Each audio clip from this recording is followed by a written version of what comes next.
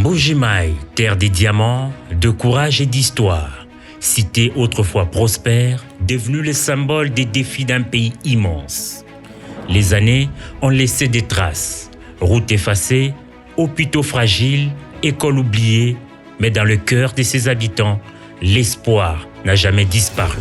Et c'est cet espoir, c'est celui d'un Congo en marche, un Congo qui se reconstruit, pierre après pierre, de Kolwezi à Bunia, de Kinshasa à Lubumbashi et aujourd'hui à Mbuji-Mayi, une autre étape du grand itinéraire présidentiel voulu par le chef de l'État, Félix-Antoine Tshisekedi Tshilombo.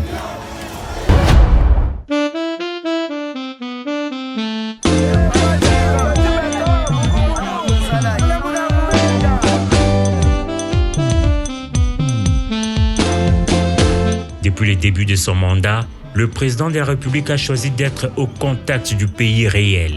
Il a choisi l'itinérance, celle qui permet de voir, d'écouter, de comprendre.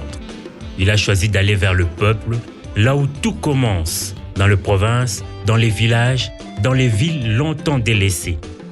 À Mbuji-Mayi, les signes du renouveau sont visibles. Des routes reprennent forme, des écoles renaissent, le marché revive. La population retrouve confiance, car ici, les promesses deviennent réalité. Mais lelo tomoni grâce à Félix-Antoine Tshisekedi Tshilombo tozotambola tozoya na bamituka na biso tozotambola tozosala bamakambo ya bien yango wana tosepela na Fachi Beton azala aumela libela. Samedi 4 octobre, la ville tout entière est en effervescence. Les habitants nettoient les rues, les jeunes repeignent les façades, les autorités locales s'activent. Mbuji-Mayi attend son hôte, le président de la République. Cette visite n'est pas une cérémonie ordinaire, c'est un symbole. Celui d'un État qui revient auprès de son peuple pour célébrer le travail accompli et rappeler que le développement n'est pas une promesse, mais un processus.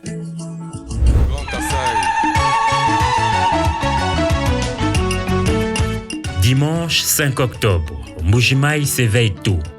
Les rues débordent de monde, les chants montent, les drapeaux flottent fièrement. La population s'apprête à accueillir celui que beaucoup appellent le bâtisseur du Congo moderne.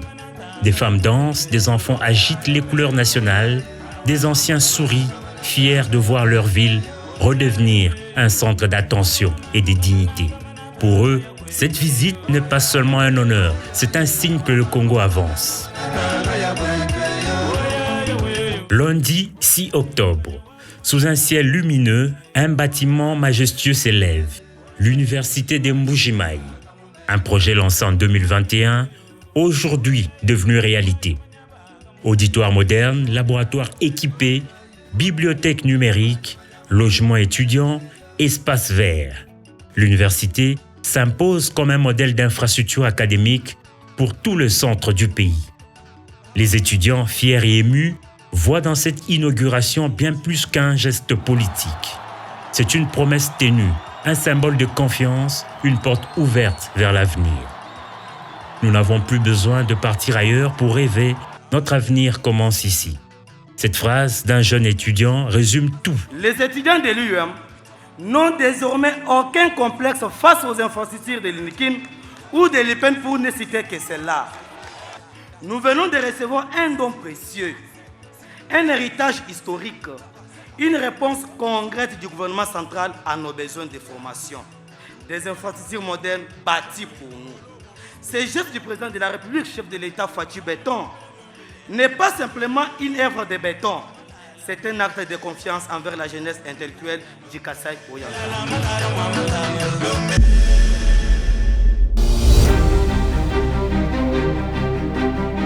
L'impact concret d'une vision, celle du chef de l'État, bâtir par l'éducation, élever par le savoir.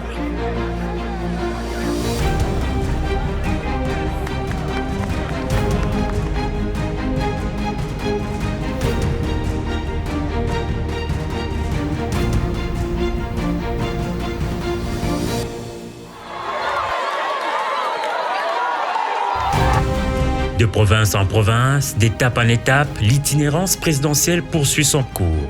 Chaque déplacement est un message fort. Les développements ne se limitent pas à la capitale. Le progrès doit atteindre chaque coin du territoire. Et à chaque étape, une pierre s'ajoute à l'édifice national. Des infrastructures naissent, des écoles ouvrent, des vies changent. Le président Félix Tshisekedi le sait. Le Congo est immense, mais uni par une même destinée. La grandeur d'un pays ne se mesure pas seulement à sa capitale, mais à la vitalité de toutes ses provinces. Le Congo, ce n'est pas seulement Kinshasa.